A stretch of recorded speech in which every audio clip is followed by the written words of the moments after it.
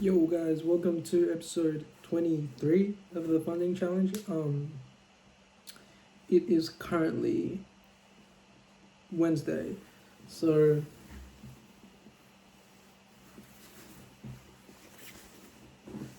okay, it is currently Wednesday. It's 1:23 a.m. So it's like Tuesday night, Wednesday morning. I didn't take any trades Monday, and I took these two trades today. Today being Tuesday, and so before this week we were down 3.4%, I believe, on the challenge, and today we made 0.5%.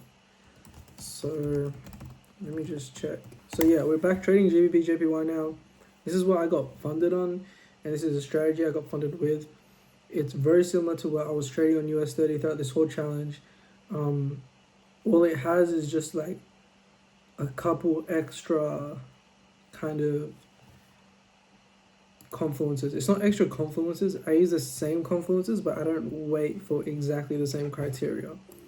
So with my mid time frame, for example, for JPY JPY, I only trade if it retraces into the extreme POI of this mid time frame. But on US30, because it moves very fast during New York. Once I get my mid time frame change of character, I would just wait for it to retrace somewhere in the range. It didn't matter too much, and then wait for my confirmation. So that was pretty much the only main difference. And yeah, so yeah, that's pretty much it. So now we are down 2.9%. So we're making our way slowly out of drawdown. This trade, the trade before that was a win.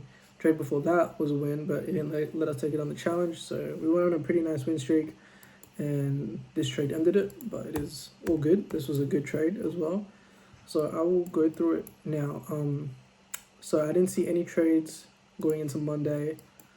Monday was. Let me turn on the thing. Okay, so Monday London, yeah. So price was just, it took out this high, and it was just rallying up. I was waiting for a retracement into the mid time, into this area, and then waiting for a 5 minute change of character, like sweep of inducement, everything like that. But we didn't get it. So price just kept going up and up and up, and there was no trade present for me to take. So I didn't trade yesterday, and on US30 as well, because I'm trading London US30 now. Also,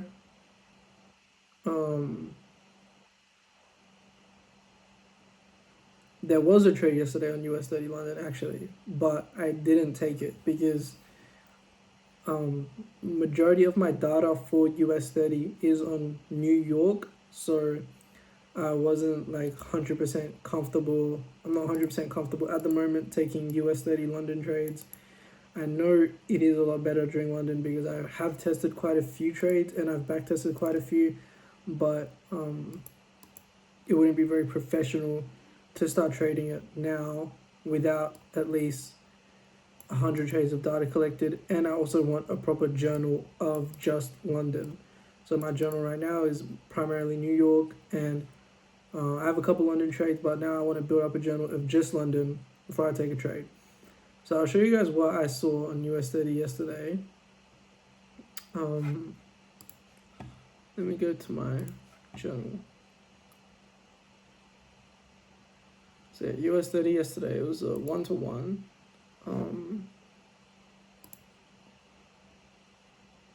Okay, I didn't even take a screenshot of the trade, but it was during the third hour of London. So I believe it was around 6.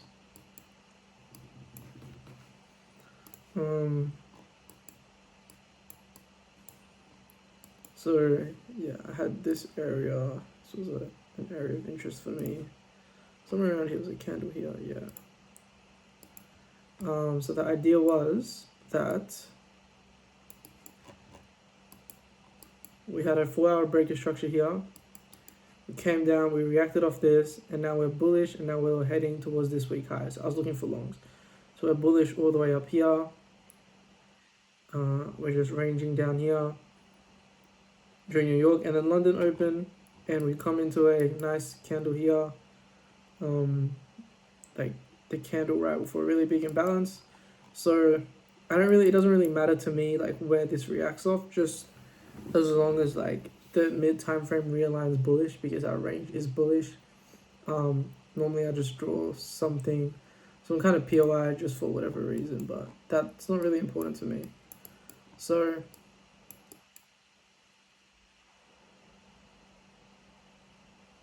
I'm trying to think where this trade was. Can't exactly remember.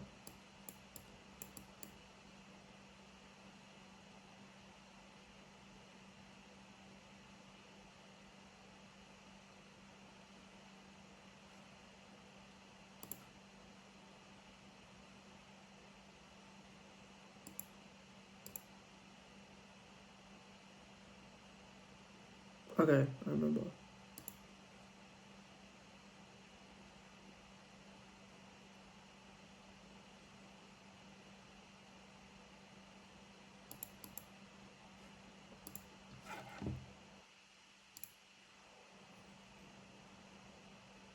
Oh, no, it was a 5, not 6.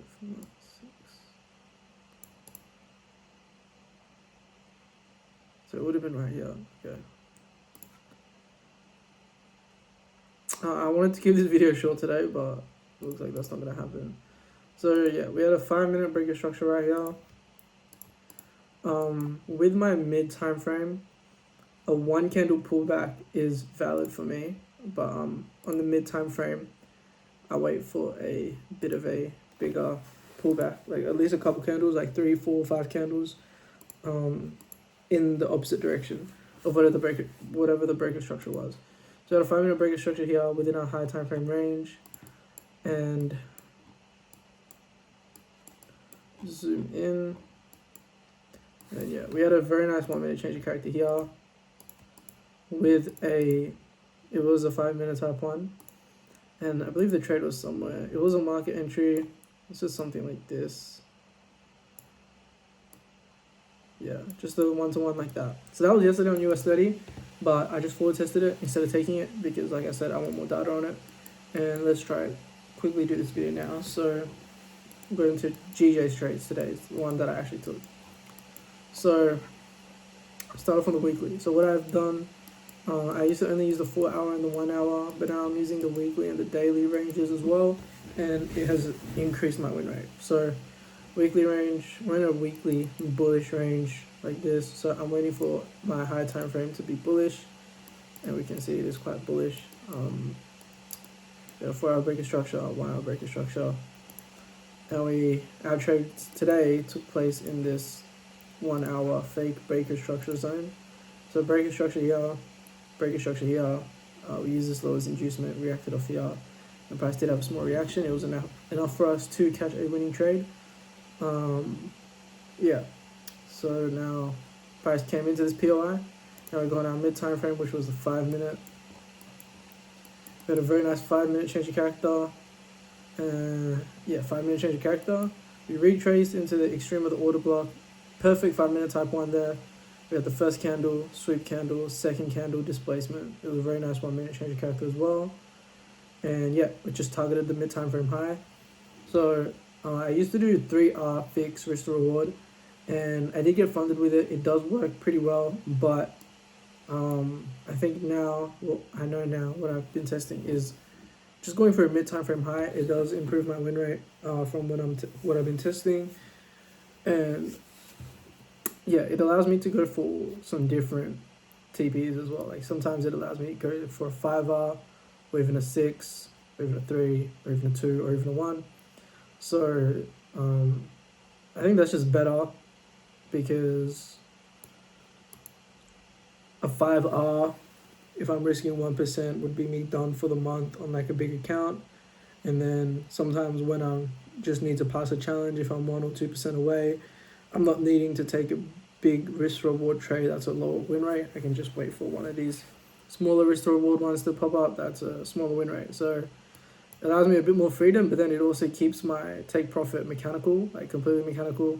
I only target the mid time frame high, so that way there's no greed or any kind of emotions or psychology involved in my take profits. And then we had the mid time frame trending upwards. So that kind of confirms this POI and then confirms this high time frame high is a week high. Obviously it wasn't, because price just went down, continued down, but that's what I was seeing at the time. And then so we had a breaker structure here, and another breaker structure here. And when there's consecutive breaker structures like this, I will either take this POI or this POI. So it would be a this would be the breaker structure, and this would be the fake breaker structure. But the reason I didn't take this is because there was no inducement. It was very kind of congested, very small. It was quite high in this range, and also there was no confirmation. That's the main thing. Even if there was, I still wouldn't have taken this because there's literally no inducement. But when we have a fake breaker structure set up, we have the inducement of the previous breaker structure. So if there was a good 1 minute shift here with a 5 minute type 1, I would have taken it.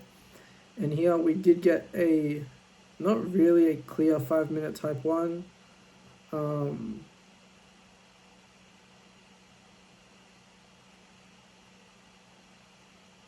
I mean, it kind of is, but it's kind of not. So usually I wait for this candle, this middle candle to be the sweep candle.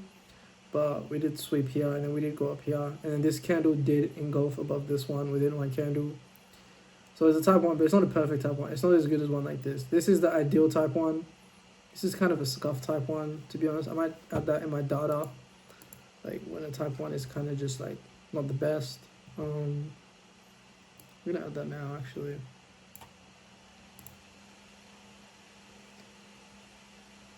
So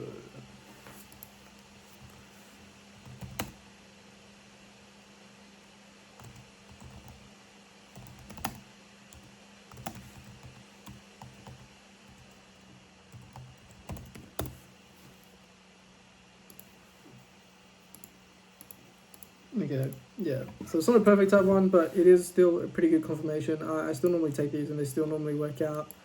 We didn't have a clear 1 minute change of character as well. So, yeah, it was more of a second change of character, 5 minute scuff type 1. Not the perfect confirmation, not as good as this one, but a good reaction off a zone like this is normally good enough for me to take. And, like looking at my data as well, that's like, most of the time, that's fine. So yeah, this video is 12 minutes. I thought it was going to be like 3-4 minutes. I'm sorry. But, yeah, I hope you guys enjoyed. Hope you guys learned a lot. Let me know if you have any questions. You can message me on Instagram, or you can leave a comment. I guess like the video if you enjoyed it. Well, I'll show you guys what I'm looking at now. So tomorrow during London, probably be waiting for a reaction of this 4 hour zone for US 30. Looking for a 15 minute change character up to confirm this range as my week high. It is. And then tomorrow for JPY, I am going to wait for a sweep of this inducement into this zone. This is a nice zone, cause displacement and a breaker structure. Price is reacting off like an area off here, but to me this isn't a good zone because there was inducement,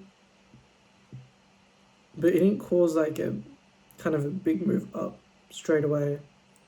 It just kind of like pushed up within this consolidation and came back down. And then this point is the point that caused the nice move with displacement and FVG. So if price reacted off here, I'd be looking at this zone for tomorrow, but it didn't. So, and then we do have like lots of resting kind of inducement here, just levels of support. So I'm going to be waiting for all that to be swept, get a 15 minute change of character off this zone, and then we'll be looking to take longs back into this high. Yeah, also if we look here,